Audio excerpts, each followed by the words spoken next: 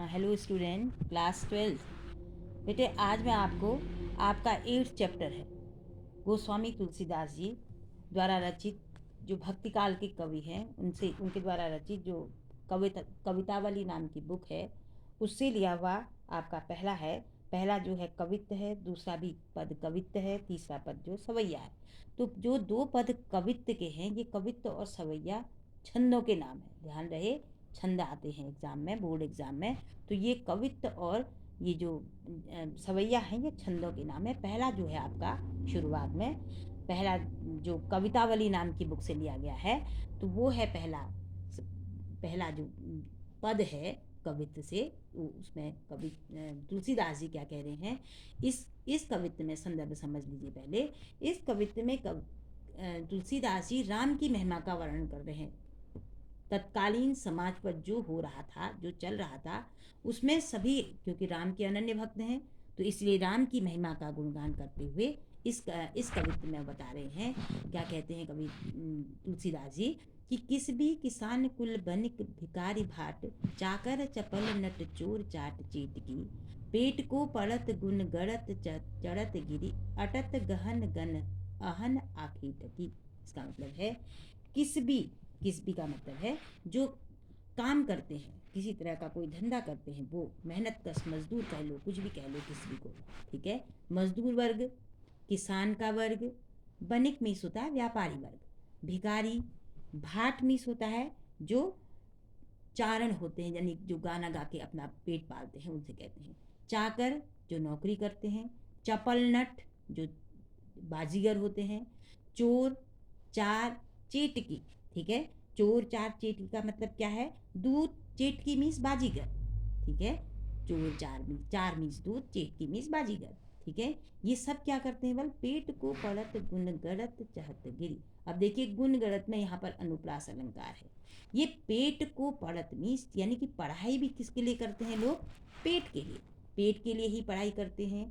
गुण गड़त चढ़त गिरी, गिरी मीस गिरी चढ़त मीस पहाड़ों में भी जो काम करते हैं, यानी पहाड़ों में भी, जंगलों में, पहाड़ों में जो काम करते हैं, केवल पेट के लिए ही करते हैं, ठीक। अटत गहत गन अहन आखी टकी, अटत गहत गन, ठीक है। अटत मीस है घूमते हैं, अटत मीस घूमते हैं, गहन गिरी मीस, गहन मीस घने घने जंगल के बीच में, आखी टकी मीस शिकार के लिए पहाड़ चढ़ते हैं और घने जंगल के बीच में शिकार करते हैं। किसके लिए, सब पेट के लिए। ऊंचे नीचे धर्म अधर्म धर्म करी, और सब कुछ, कोई पेट को पालने के लिए ऊंचे नीचे कर्म करता है, कोई धर्म अधर्म करता है।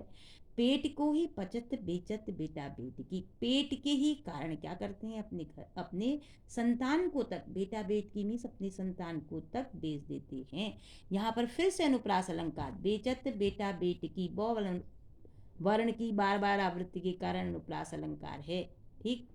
फिर है, तुलसी बुझाई एक राम घनश्याम हिते, आग बड़े वागिते बड़ी है आग पेट की। तुलसीदास जी कहते हैं कि बुझाई एक राम घनश्याम हिते, राम या राम रूपी जो बादल है, यानी बादल रूपी जो राम है, वो बुझा देते हैं किसकी, तुलसी के पेट की आग। कौन पेट की आग, कि आग बढ़वा लेते हैं, बड़ी है आग पेट की।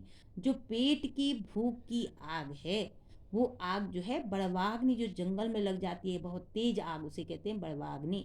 उस आग से भी बढ़कर होती है पेट की भूख की आग। उस आग को तुलसीदास जी कह रहे हैं कि मेरे एक घनश्याम रूपी जो राम है, जो बादल रूपी राम है मेरे, तो वो मेरे पेट की आग को बुझा देते हैं। कहने का मतलब है कि एक मैं राम की भक्ति ऐसी करता हूँ जिसके कारण कि मेरे पेट की आग बुझ जाती है। दूसरा देखिए, खेती न किसान को भिकारी को भीख न बलि, बनिक को न बानिज न चाकर को चाकरी, जीविका विहीन लोग सीध बस सोच बस, कहे एक एक न सो कहाँ कारी का करी। यहाँ पर इसका संदर्भ समझ लो। यहाँ पर तुलसीदास जी अपने समय में समाज में जो अत्यंत निर्धनता थी, उसको इस पद के माध्यम से, इस कवित्व के माध्यम से आप लोगों को समझाने की कोशिश कर रहे हैं कि इस समय, उस तुलसीदास जी के समय में तत्कालीन समाज में कितनी निर्धनता थी, कितनी भुखमरी थी। तो क्या कहते हैं कि खेती न किसान को, किसान के पास खेती करने को खेत नहीं है, भिखारी को ना भिखारी के पास किसी को भीख देने के लिए नहीं है।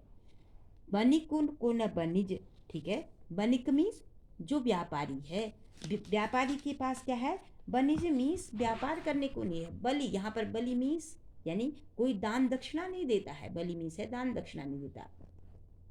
तो व्यापारी के पास व्यापार करने को नहीं है, नौकर के पास नौकरी नहीं है। जीविका विहीन लोग सीत्यमान सोच, बस जीविका विहीन मीन्स लोग आजीविका जो उनका आय का साधन है उससे विहीन है, वो कुछ नहीं है उनके पास। तो ऐसे लोग क्या हैं, सीत्यमान दुखी हैं। सीध्यमान मीन्स दुखी हैं और सोच के बस में है। क्या कह रहे हैं, कहें एक एक अनसों, एक दूसरे से कह रहे हैं कहाँ जाए क्या करें, कहाँ जाएं क्या करें, ठीक है। कहाँ जाई का करी में फिर से अनुप्रास अलंकार है, प्रश्न अलंकार भी है यहाँ पर, ठीक है।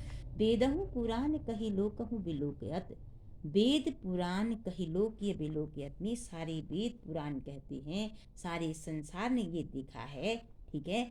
तो क्या क्या देखा है कि वेदहु साकरे सबे पे राम रावरी कृपा करी, सभी पर, सांवरे सबे पे में सभी पर जो है वो श्री राम क्या करते हैं, संकट, साकरे में संकट के समय में सभी के ऊपर श्री राम, रावरे में सुंदर राम जो है वो कृपा करते हैं। कैसे, दारिद्र दशानन दबाई दुनि दीन बंधु, देखिए इसमें दो वर्ण की आवृत्ति पूरी लाइन में है, इसलिए यहाँ पर फिर से अनुप्रास अलंकार आ गया, ठीक है। दारिद्र रूप क्या मतलब है इसका मतलब, इसका मतलब है दरिद्रता रूपी रावण ने आज सारे दुनिया को अपने चंगुल में फंसा लिया है। दरिद्रता रूपी रावण ने, यहाँ पर रूपक अलंकार, दरिद्रता रूपी रावण ने, ठीक है।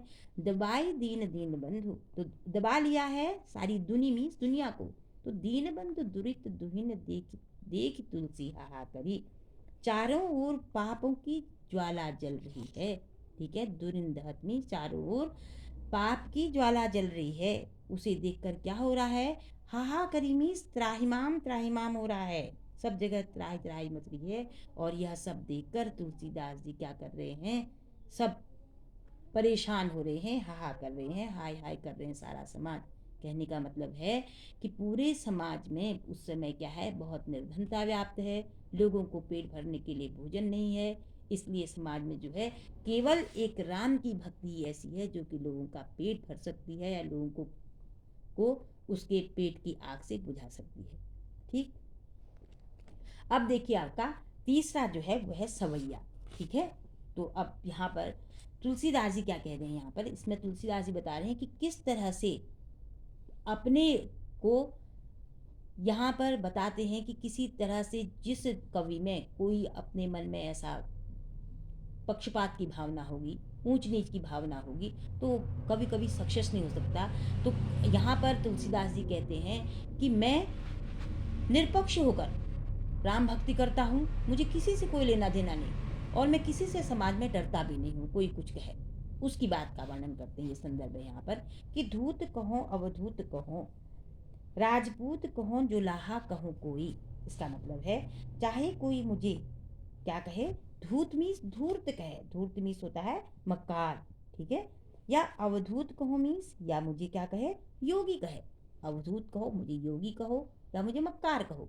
राजपूत कहो, राजपूत मीन्स राजपूत ही होता है, राजपूत का वंशज कहो या मुझे जुलाहा कहो, जुलाहा जो था उसमें थोड़ा कम छोटा वंश का माना जाता था, तो चाहे मुझे जुलाहा कह दो बल।